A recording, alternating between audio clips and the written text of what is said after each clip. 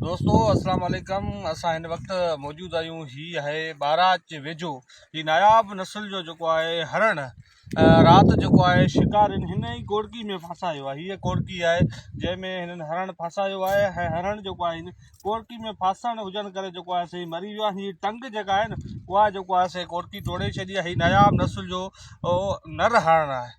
हीअ हरण जेके आहिनि ही सदाईं हिते शिकारी मारींदा रहिया आहिनि। ॿुधायो पियो वञे त हीअ जेके शिकारी आहिनि हितां जा मक़ामी आहिनि उहे कोड़कियूं मंडे जेको आहे से नायाब नस्ल जे हरणनि जी जेको आहे नस्ल कशी करे रहिया आहिनि ऐं मुसलसिल ॻोठाणा हिते जा ही ॻोठाणा आहिनि। हीअ बि सुबुह जो मूंखे हिन ॻोठाणनि इतला ॾिनो हो। छा दा तव्हांजो नालो आहे? तकी मोहम्मद मूंखे इतला ॾिनो आहे त हीअ जेको गोपी सर जेको पंहिंजो आहे रिण इन खां मथे पासे जेको आहे जेको आहे हरण मारे छॾियो आहे ऐं जेको आहे हरण गोड़की में फाथल आहे। तो सुबुह जो कीअं ॾिठो, कीअं आहे? हेॾा माल आहे मथां अच्छा वेठा हुआ कोड़ी।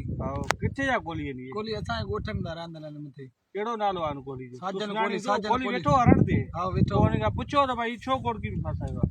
जॾहिं मूं पुछा घणी कई तॾहिं जे मूं कोन फासायो। मुंहिंजो आऊं इतला थो करियां ॻोठ में वञो पुलिस त करी हूंदासीं इतला कोड़की जो माना धणी न थी ना। हूं अखियुनि ॾिठा शायदि जेके माण्हू तूं सुञाणी वेंदी आहे न सुञाणा हींअर ई वेठा आहिनि माल रुकियो। अच्छा हिते हिन जो वाड़ो पाड़ो आहे? वाड़ो ॻोठ आहे। अच्छा ॻोठ आहे।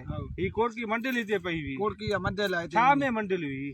ये हेॾा मंडिल हरण वीचारो खणी आयो आहे हिते। अच्छा ही टंग टुटी वई आहे। दोस्तो ही ॻोठाणो ॿुधाए थो त हिते जेके ही मक़ामी शिकारी आहिनि उहे अॻु बि जेको आहे हरणनि जो ऐं तितरनि जो सहन जो शिकार कंदा आहिनि। हिन राति जेको आहे गुज़र राति जेको आहे हिन हरण खे जेको आहे हिन कोड़की में फासायो। ही जेको आहे मुसलसिल सॼी राति तड़पंदो रहियो आहे। ॾिसो केॾी बेचैनी ॻाल्हि आहे त माना हिकु नायाब नस्ल जो हरण जेकॾहिं सॼी राति जेको आहे तड़पंदो जेको फोत थियो आहे। हिननि जेको आहे इलाइक़े वासियुनि इहो मुतालबो कयो आहे त जेको ही मक़ामी जेको शिकारी आहे उन ख़िलाफ़ कानूनी कार्रवाई कई वञे। वाइल्ड लाइफ खातो त जेको आहे सदाईं इहो जेको दावाऊं कंदो आहे त असां जेको आहे नायाब नस्ल जा हरण आहिनि पखी आहिनि उन्हनि जी जेको आहे तहफ़ीज़ करे रहिया आहियूं। पर कंहिं बि क़िस्म जी हीअं थिए थी त हीअं जेको आहे हरणनि खे मारियो वञे थो। ही ॻोठाणो अखियुनि ॾिठो शायदि आहे। आऊं तव्हांजो पंहिंजो अख़्तर समूह।